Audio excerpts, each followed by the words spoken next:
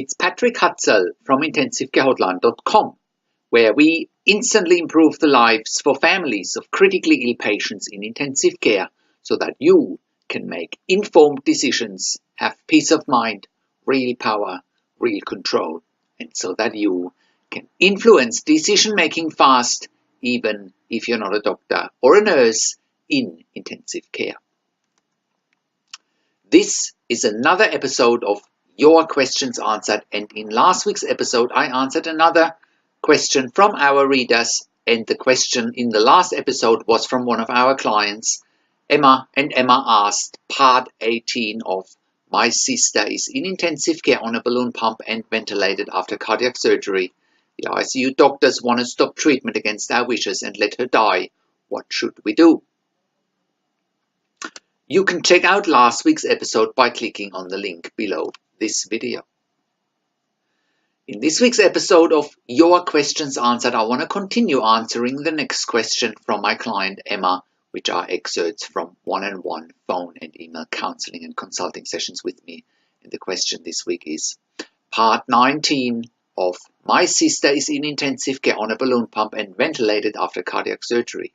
The ICU doctors want to stop treatment against our wishes and let her die. What should we do?" You can also access previous episodes in this series of questions, part 1 to part 18, by clicking on the relevant links below this video. And if you are watching this on YouTube, just click on the link below this video and it'll get you to our website where you can access all the other episodes and other free resources.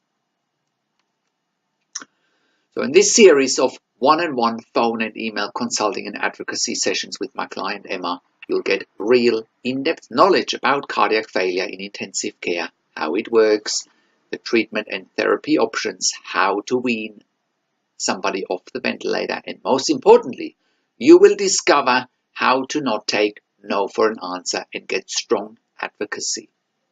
You will witness how I can lead Emma in going from the intensive care team trying to force her and her family to agree to a withdrawal of treatment as being quote-unquote in the best interest for her sister, to challenge that, and the intensive care team having to do everything within their power to save her sister's life, and turning the dynamics completely upside down and in Emma's favor. That's what happens when you have the right advice from a professional who knows intensive care inside out and who knows how to manage the dynamics and who can take the fear away of being intimidated by the intensive care team. So enjoy this consulting and advocacy session and use it to your own advantage when you have a family member in intensive care. So Emma writes, "Hi Patrick, I'm just hanging in there. It's been rough these past few days. I'm grateful to God that my sister is still alive. The doctors are again still pushing us to terminate treatment. They had to do surgery on my sister on this past Saturday. Something about the area where they removed the balloon pump. The artery is exposed and there is, I think the doctor said, gram-positive infection where they had to go in and insert antibiotic beads to do some type of washing. They were actually supposed to go in and do the second part of the surgery on today, but cancelled it for tomorrow, stating that my sister's blood pressure had dropped and was now doing better. My sister is swollen. They said that she is in fluid volume overload and just on yesterday started pulling fluid with her dialysis machine again. The nurse said that they have her on a wound back dressing where they went in and placed the antibiotic beads in her groin area. She is now back on the ventilator and intubated again. They intubated her on Saturday to do her surgery, and because they have to take her back to surgery, they will not attempt to extubate her until after all the surgeries are completed. The nurse said that they have taken her off the vasopressin and have her on dobutamine 5, norepinephrine 10, and epinephrine 7. The nurse said her blood pressure keeps dropping, but they don't want to increase the blood pressure medications. My sister is still responding when I asked her if she wants to continue fighting. She nodded her head yes, and when I asked her was she in pain, she shook her head and said no. The doctors and the nurses are pressing us to do hospice or palliative care, where we expressed my sister's wishes to the doctors and the nurse manager on the unit and asked them not to call us again at this time to discuss end-of-life issues. We still need a miracle from God. Everything the doctors and nurse manager of the unit is telling us seems so bleak and hopeless. We have asked them to treat and care for her like she is living and not as if she's dying. We still have hope. I'm just so overwhelmed with this right now. My sister wants to keep fighting, she said, until her last breath. Seems the doctors and nurse manager just want us out of there. Do we have the right to continue to fight to save her life? From Emma. So here is my response. And by the way, if you've watched that far, I also offer one-on-one email and phone consulting and advocacy, and you can check out the options about these consulting and advocacy service on the top of the website, and you can choose from the options that work best for you. So here is my response.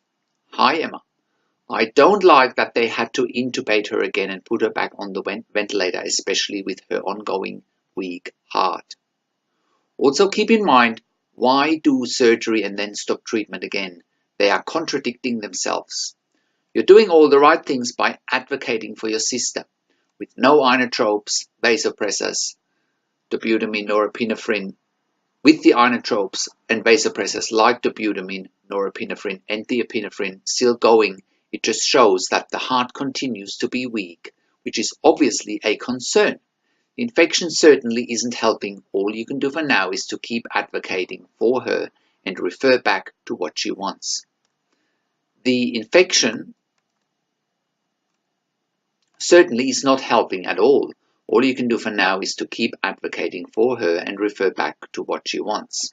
The infection also makes it more likely to keep her blood pressure going down. Remember, Emma, the law in your state doesn't allow to withdraw treatment, stop or even limit treatment without your or your sister's consent. Most families in intensive care are completely oblivious to their rights.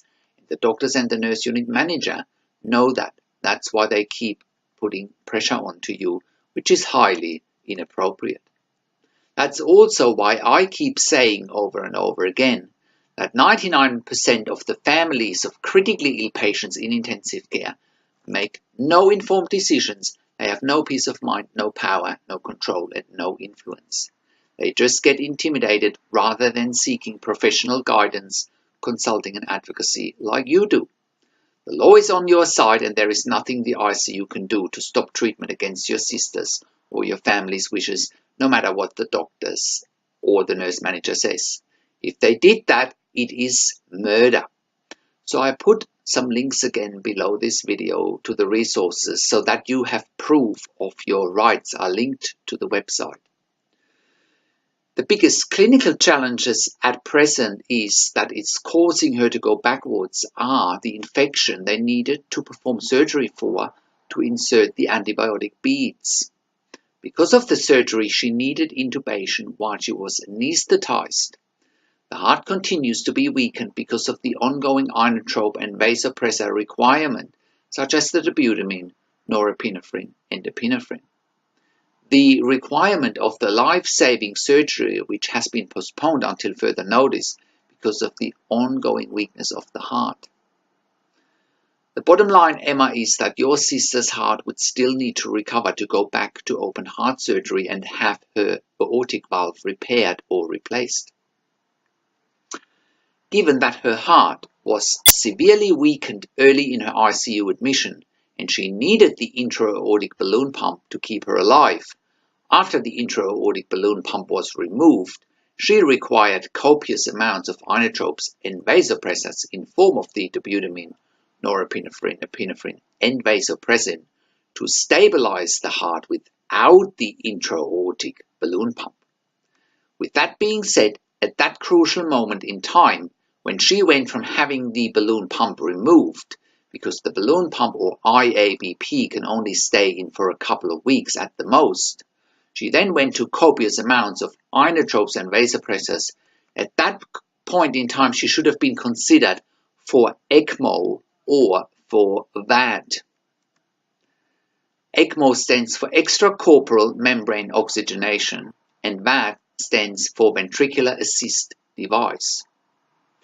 So ECMO is actually a device that takes over the function of the heart for a period of time by oxygenating blood in a machine, and VAD is doing the pump function of the heart outside of the body.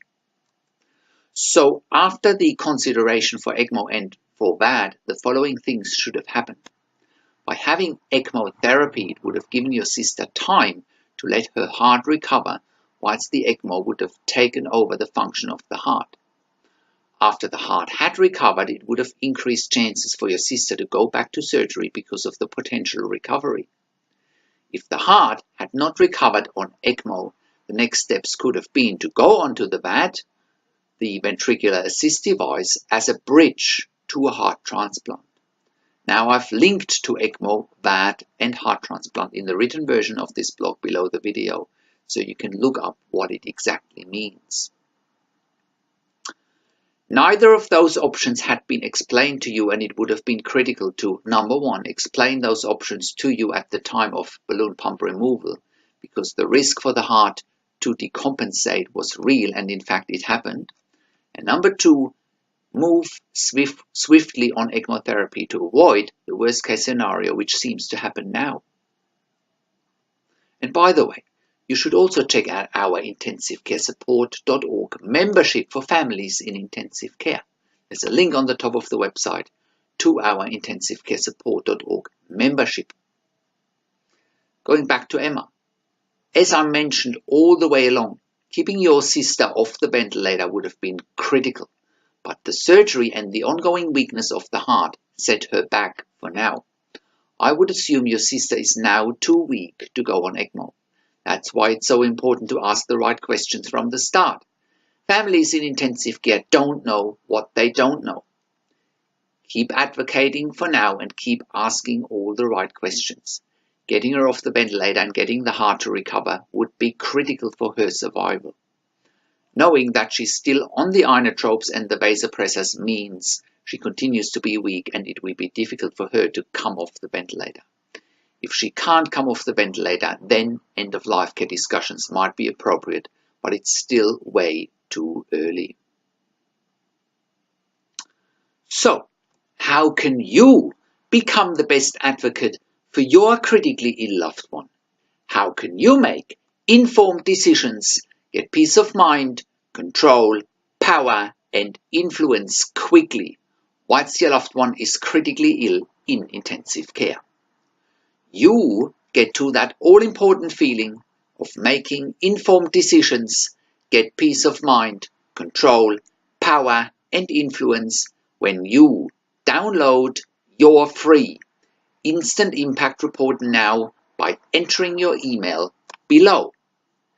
In your free Instant Impact Report, you will learn quickly how to make informed decisions, get peace of mind, real power and real control, and how you can influence decision making fast whilst your loved one is critically ill in intensive care. Your free Instant Impact Report gives you in-depth insight that you must know whilst your loved one is critically ill or is even dying in intensive care. Sign up and download your free Instant Impact Report now by entering your email below. In your free Instant Impact Report, you will learn how to speak the secret intensive care language so that the doctors and the nurses know straight away that you are an insider and that you know and understand what's really happening in intensive care. In your free report, you will also discover how to ask the doctors and the nurses the right questions. Discover the many competing interests in intensive care and how your critically ill loved one's treatment may depend on those competing interests. How to eliminate fear, frustration, stress, struggle, and vulnerability, even if your loved one is dying. You get 5 mind-blowing tips and strategies helping you to get on the right path to making informed decisions, get peace of mind, control, power, and influence in your situation. You will get real-world examples that you can easily adapt to your and your critically ill loved one's situation. How to stop being intimidated by the intensive care team and how you will be seen as equals.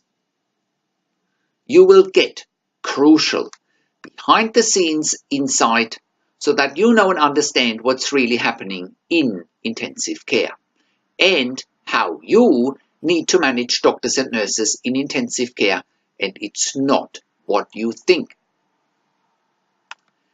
Thank you for tuning into this week's Your Questions Answered episode, and I will see you again next week in another update.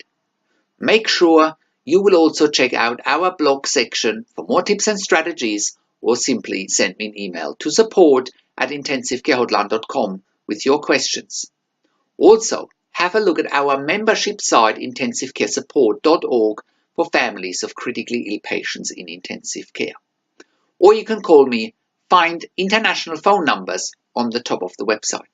Also, check out our ebook section where you get more ebooks, videos, and audio recordings, and where you can also get one-on-one consulting and advocacy with me via Skype, over the phone, or via email by clicking on the tabs on the top of the website. This is Patrick Hutzel from intensivecarehotline.com, and I'll see you again next week in another update.